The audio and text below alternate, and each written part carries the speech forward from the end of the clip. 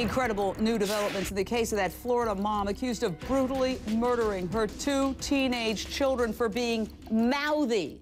Among the drugs found in her home, lithium, which can be a bipolar medication, oxycodone, which is also known as hillbilly heroin, hydrocodone, antidepressants, anti-anxiety pills, plus open bottles of booze. And again, she had alcohol on her breath.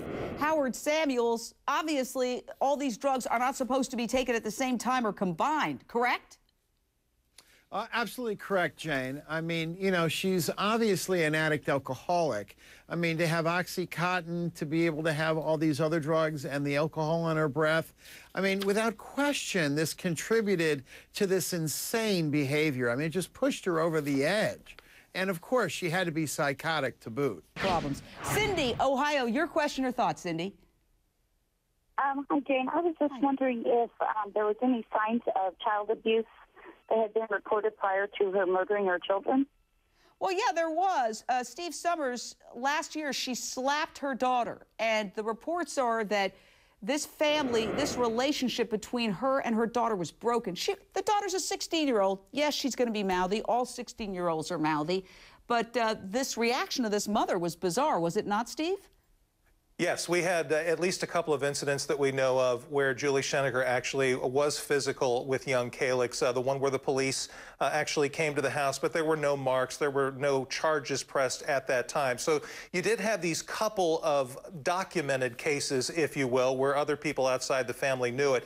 But in these hundreds of pages of documents that were released, police talked to friends, neighbors of the Scheneckers, and they do confirm that there was a very strained relationship, particularly between Julie Schenecker and Calyx, 16 years old, where Calyx would not even speak to her mother. When she came downstairs for dinner, she took her plate and went up to her room and had essentially nothing to do with the mother, and she was planning on going to boarding school to get away from that setting.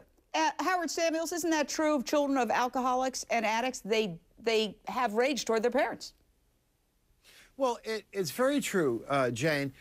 What is very sad here is the lack of education and knowledge that the husband had.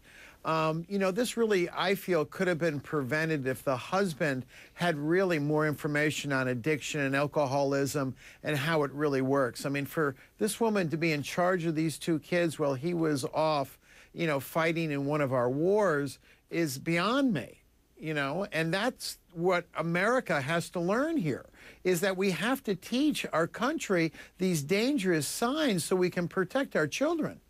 Man, just because you look like a soccer mom, Nikki, 10 seconds, you were a soccer mom and you were a complete out-of-control drug addict. Absolutely. And yeah, there is something to be learned from, because the things that are there to protect us are not really protecting us. You know, and like I say, thank God my children forgive me for my past, but thank God I didn't hurt anyone in the process. Thank God. Thank you for sharing and your honesty. Up next.